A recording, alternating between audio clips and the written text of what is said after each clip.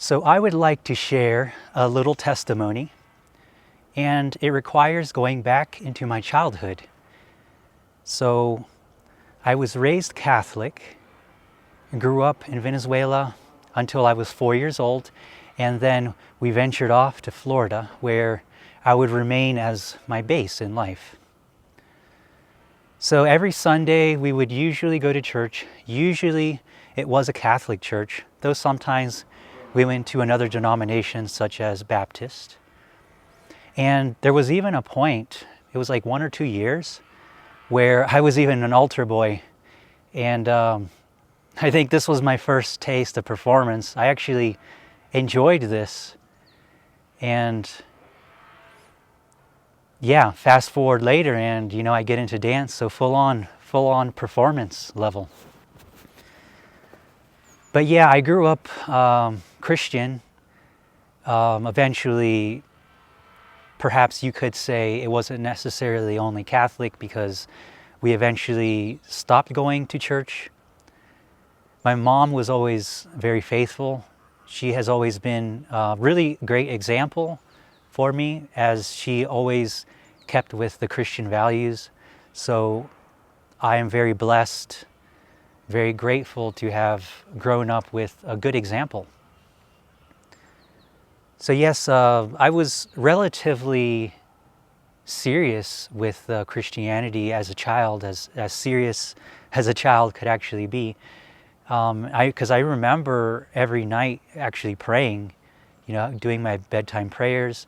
And I do remember that before going to sleep, my mom with my brother and I would recite prayers, and we would just repeat them in Spanish.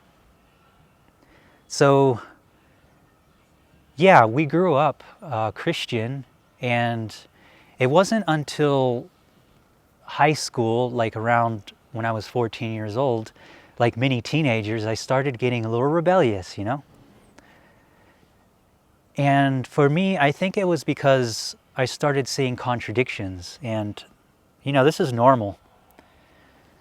If it's not contradictions, it's a little bit of a trauma in the religions. This is a universal thing. People can be turned off by certain experiences. And so I started doubting things at 14, and I started researching different religions, started getting into philosophy, psychology. And at 14 in high school, I would probably have identified more as agnostic, because I was just questioning things. And I would remain sort of that level until perhaps 35 or 34.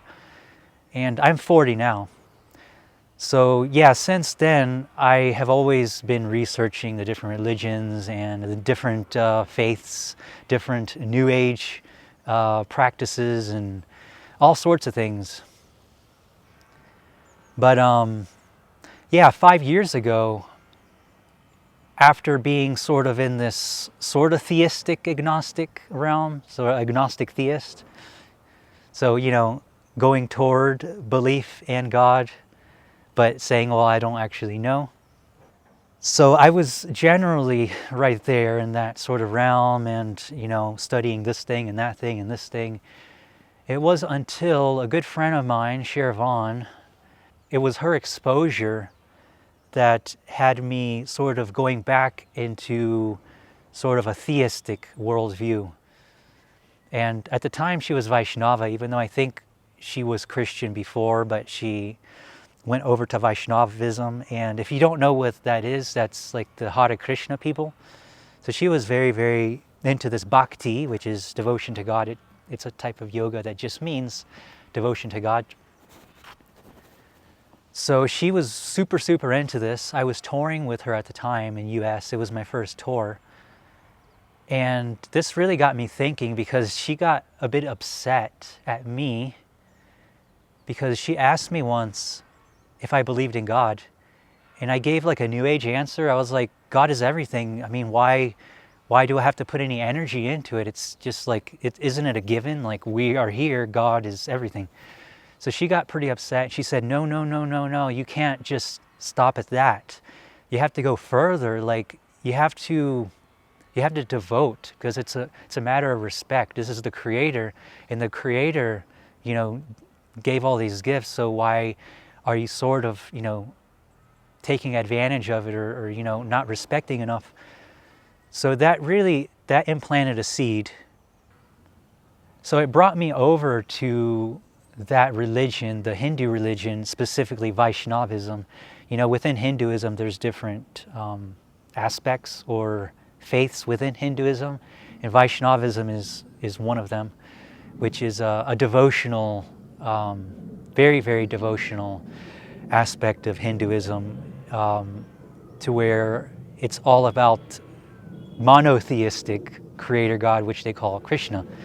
So yes, for 5 years, I have actually been a Vaishnava, identified as Vaishnava, doing Maha Mantras all the time, doing different mantras, and always glorifying God, always devoting. So, and it has brought a lot of joy in my life, but I was always perplexed why deep down inside I was still very, very sad.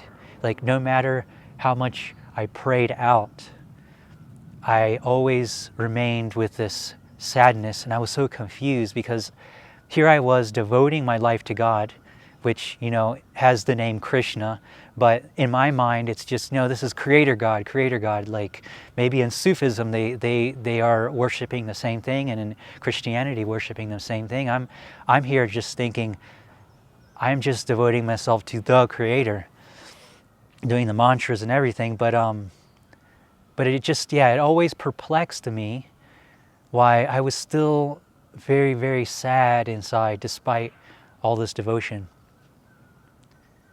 And you can fast forward until last year, actually, which is why I'm making this testimony. And I was again investigating this thing which I'm often investigating, something that really intrigues me, and that's the subject of narcissism.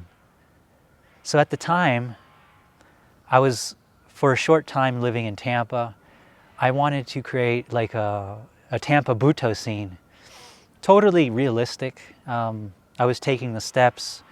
Gradually people were coming, but for me at the time, people weren't coming like as soon as I wanted them to, and I felt myself getting really disappointed. And this really put me in a place of reflection. And so I started asking myself, like, why am I doing these Butoh classes? Like, is it actually to share? Or is it something egocentric? Like, am I just doing it for myself? Because, this reaction of being upset. So this got me thinking again, and as I have before in my life, about the topic of narcissism. And in the past, I have researched the psychological aspect of it, so I'm very well aware of the psychological aspect of it. But this time, I wanted something deeper. I wanted a deeper explanation for this phenomenon of narcissism. And so I was open to researching different religions to see what they say about narcissism. And it just occurred to me at the time that Christianity talks a lot about the self-centered nature and hubris. Actually, one can make the argument that the entire Christian faith is about hubris and, getting over hubris. I mean, you had the story of the fall of Lucifer. And in the fall of Lucifer, you have hubris. And, you have the story of Adam and Eve, and you have hubris there with going against the orders of God. And it's over and over and over. So many stories in the Bible, like Cain and Abel, Tower of Babel. There's so many stories, and I feel that the Christian faith got this sort of topic of narcissism down to an art form. I mean, think about it. They have the 7 deadly sins, which is associated with the Christian faith. It's, the 7 deadly sins are spread out within Scripture in different parts, but there's the 7 deadly sins, and what is the first deadly sin? That is pride. And pride is the cardinal sin, they say. Pride is the sin that leads to all the other sins.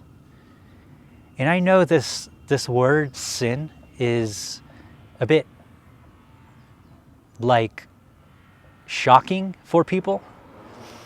But, think of it as shadow. Think of it as something like a stumbling block or missing the mark, which is what sin translates to, missing the mark.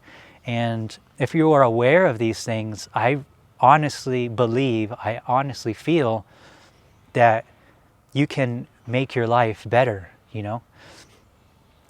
So sin of pride is the first sin. And so this got me thinking about the Christian faith at the time. But there was another aspect I was thinking about the time, another thing that is making me do this testimonial. And this is related to the sins. And that's that I, for all of my life, have been battling this annoying shadow of lust, like eyes of lust, and it was just annoying, and it only caused detriment in my life. But, no matter how much I prayed to Krishna to try to get rid of this thing, how much I did my own self-works to try to get rid of this thing, and I did do progress, little progresses here and there, it always came back as a relapse, because it was like a drug, and this thing of lust just coming back and back. And there reached a point, which was last year, that I sort of gave up in the idea that I could solve things on my own. And as I was studying at the time Christianity because of the narcissism thing, I just decided to try this new thing out. And I tried out, okay, I give up. I give up with this affliction. I surrender to Jesus because I want Jesus to do that for me, because it's too much work for me, and Jesus can take all these burdens away, because that's the very reason in the whole story of Jesus why he ended on the cross. It was to take the burdens away from everybody, which is a very beautiful, beautiful thing. So I thought, okay, let's do this. I completely surrendered, and you have to do it sincerely. I completely surrendered, crying, just breaking down, and just surrendering completely. And I felt my heart loosen, lighten. And this affliction it was so like a miracle. It was a miracle. This affliction just vanished. And it has vanished ever since. It's cured. And this made me so grateful. And this showed me that there's something real. There's something real about this faith. I know there's a lot of denominations and religions out there, but having a relationship with this Jesus figure is completely different than associating yourself with a facility. That's churches and institutions or churchianity. And when you have a personal relationship with Jesus, that's something different. This is going into mystical Christianity. If you read all the Christian mystics, it's all about them experiencing, having visions, having the Holy Spirit into themselves and expressing it. And it's mysticism, it's Christian mysticism. It's different than just blindly following rules, So anyway, this started my journey of reconversion back into the Christian way. And it has caused me to look at my life in a different way and the things that I have been doing. You could say that I got a call from the Holy Spirit to change even the artistic things that I have been doing. So as you all know, I'm a Butoh artist, but you know, even in the Butoh world, I was very aware that the co-creator of Butoh, Kazu Ono, himself was a Christian. He only made one performance that was specifically themed on Christianity, which was called Invitation to Jesus, and performed in France twice. So he was a Christian, and he was very serious about it. He just didn't preach it. He only lived it in his body. And so it is my belief that the reason why people loved Kazu Ono so much is because he lived that spirit, and people felt that spirit. And so this is a point of correlation between Butoh and Christianity, that the co-creator himself was Christian. And the more I read about Kazu Ono, the more I saw that he actually was very devoted to his faith until the very end. So what this has led me to do is to form a new type of Butoh, and it has opened up a whole new world for me. It has made the Butoh practice become a spiritual practice, and for a lot of people, Butoh could be a spiritual thing, because it is like this. Butoh is like an otherworldly sort of thing, and so is Christianity, especially Christian mysticism. And so it's not shocking in any way to sort of merge the two for my own personal practice, and creating what I have created just recently called Theokinesis, which is Greek for movement of God. And I already have a whole pedagogy related to it, and I already have a performance based on it. And this whole year is dedicated to teaching this, or guiding this Theokinesis Butoh method, and also performing this a living sacrifice performance. So this is where I'm at now. I'm with this project of Theokinesis, and it is inspired by my recent conversion into the Christian faith. And yeah, I feel like I'm a totally new person. I do not feel that I'm doing things on my own. I'm sort of going along for the ride. You know, I wake up every morning and I just pray, and I say, just direct me. Like, I'm a vessel, please just tell me what to do and I'll do it.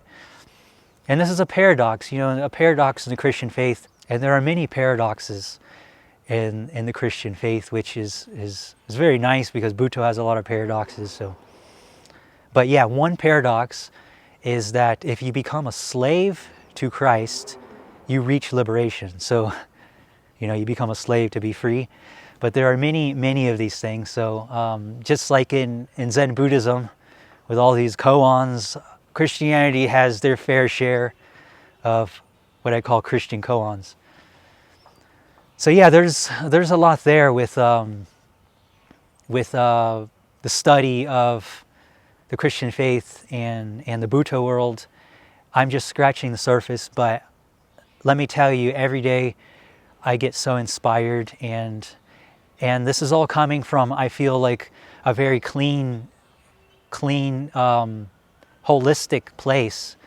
Because as much as I love the art of Butoh, you know, it doesn't mean that you can't go into very terrible avenues with it. And I've seen it, you know, myself. You know, it's just a tool, like a guitar. And, you know, a church might use a guitar. It doesn't mean the guitar is dark or anything. It's just a tool.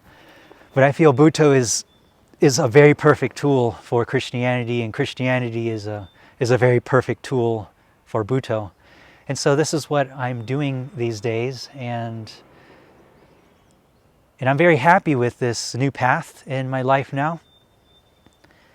I will continue to create and collaborate with people.